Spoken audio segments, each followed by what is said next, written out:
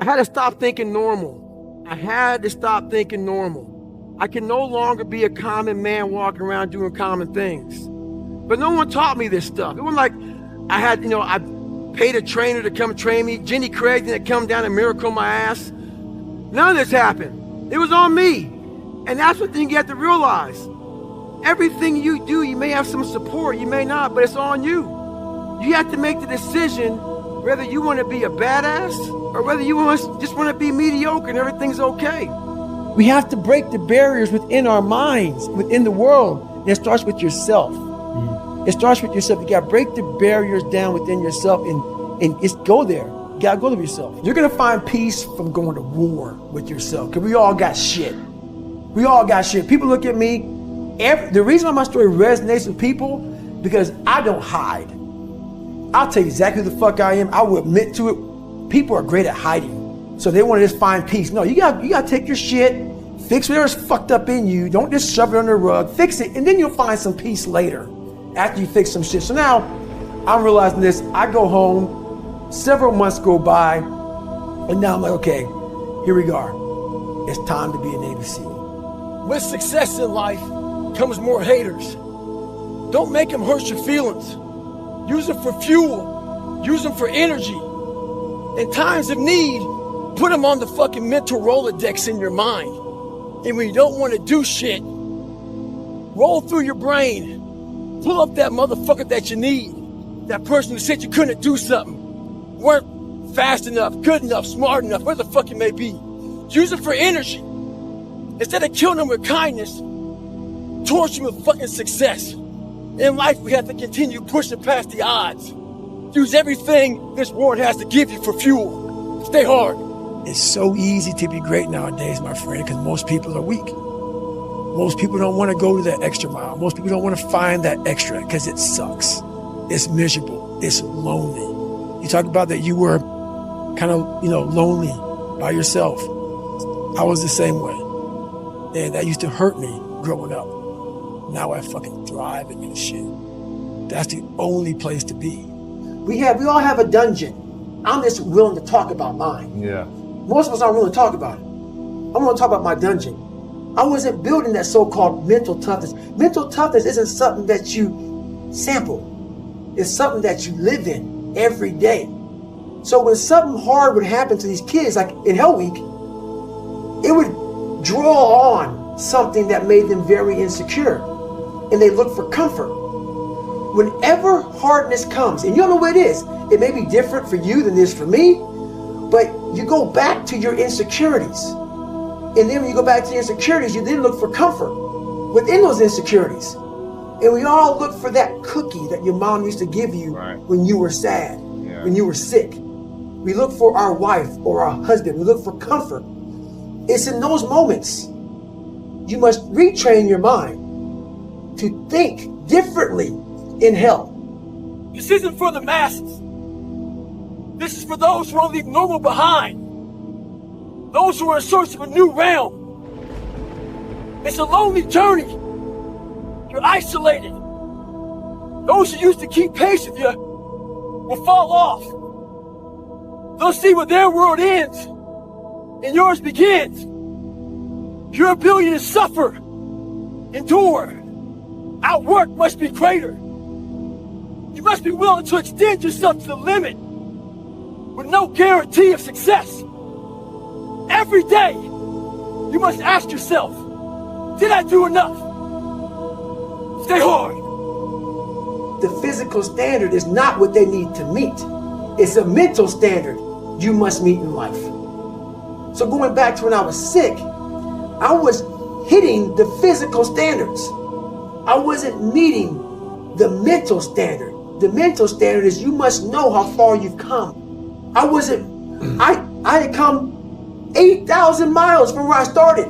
But if you never know that, you're still in the $7 a month place. When I was sick, I was able to slow it down and reflect back on my entire life. And in that bed, and I thought I was dying, because that story is long, that sick portion of my life is long. I didn't care if I died or lived, because I was for the first time in my life happy and at peace. because I reflected back on where I started. It wasn't like someone came down here and guided me through life.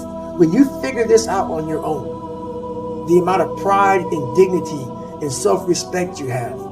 That's why I walk around the streets with a backpack and just like, I don't need anything else. Yeah. You figure it out by going inside yourself, by callousing over the victim's mentality. You're always a victim, even if you have everything in life, until you realize what you've achieved. This is my life. I'm not that smart. I'm depressed. I have a horrible life. I have these two guys, one guy that, so I became this 297 pound person because it became my body armor. Yeah. Because the inside was a fragile, weak, insecure kid. So I put this big man around it. So when people looked at me, I intimidated them. I scared them. But if they knew the real me, just a little punk.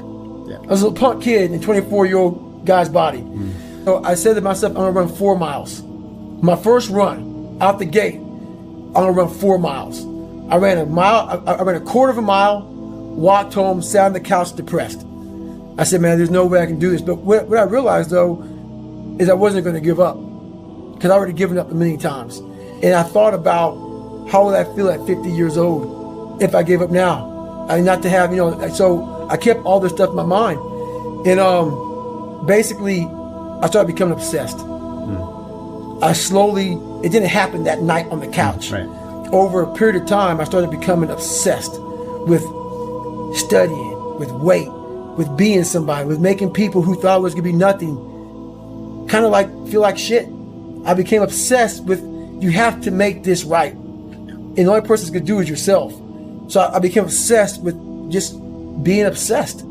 And that's what it was, man. I saw some guys going through Navy SEAL training, and they were going through Hell Week, and they were getting their ass just beat. In and out of the water, guys ringing the bell. They were just suffering. And I was weighing like 297 pounds. And I had to make a change in my life. I was at an all-time low, and I wasn't going anywhere. And I was exactly what everybody said I was going to be, which was nothing. So I had to make a change.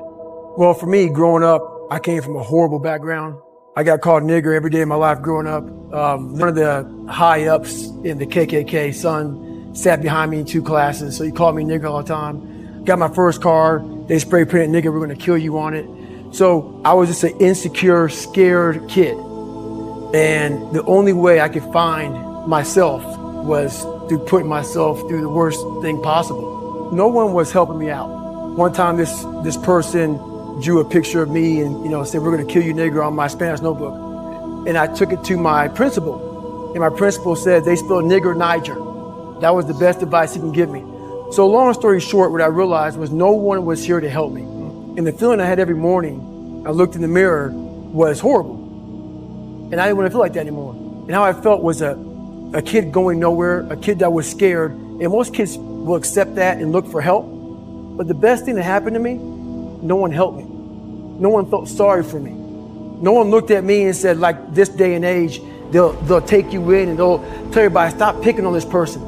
Back then, they didn't care. Well, life took me somewhere unexpected. I'm unprepared. It's about 6 degrees out here and I'm underdressed. But guess what? No one gives a fuck. You gotta get the motherfucker in. Sometimes life can really hijack your fucking mind.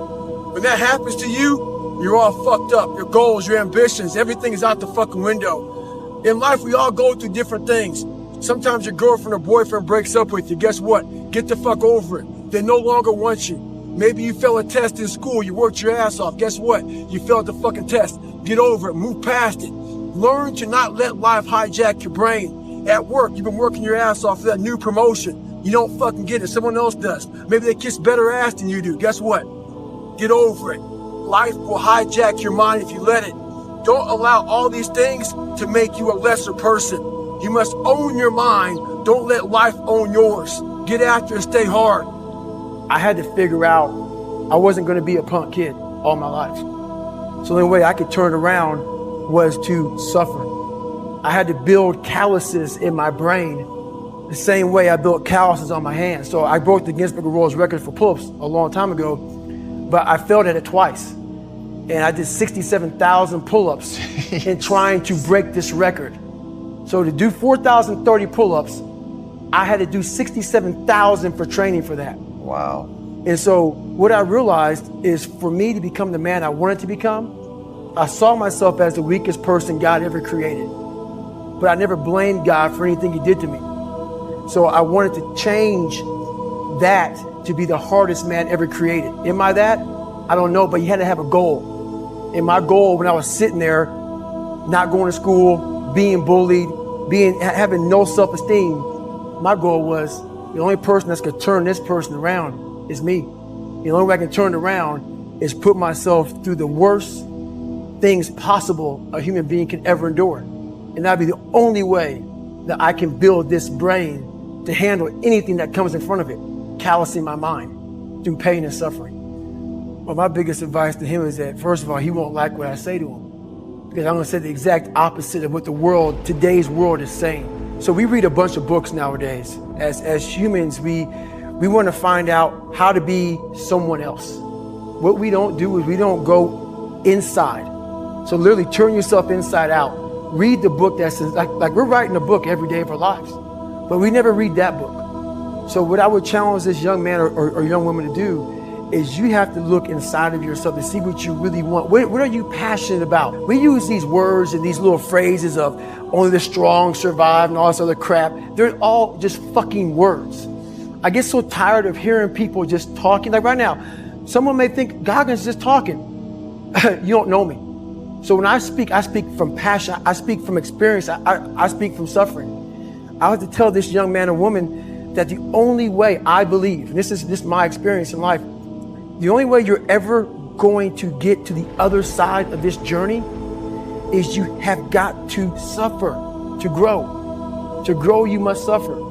And some people will get it, some people won't. But they have to see what their journey is to start their journey. Several people live to be 100 years old, and they have great lives, and they have great kids. Their kids go to college and all sorts of stuff. But somewhere in their life, there was a point where they had a decision to make. They can go left or right on this path. Left was the easy route. Right was the hard route. A lot of people take the easy route. And they had a good life that way, but the better life was going to the right side. And you may have 20 years of pain and suffering to get past it, but a lot of us die never truly starting our journey. And I would tell this young person, you got to start your journey. It may suck, but it will come out the other side where you're coasting.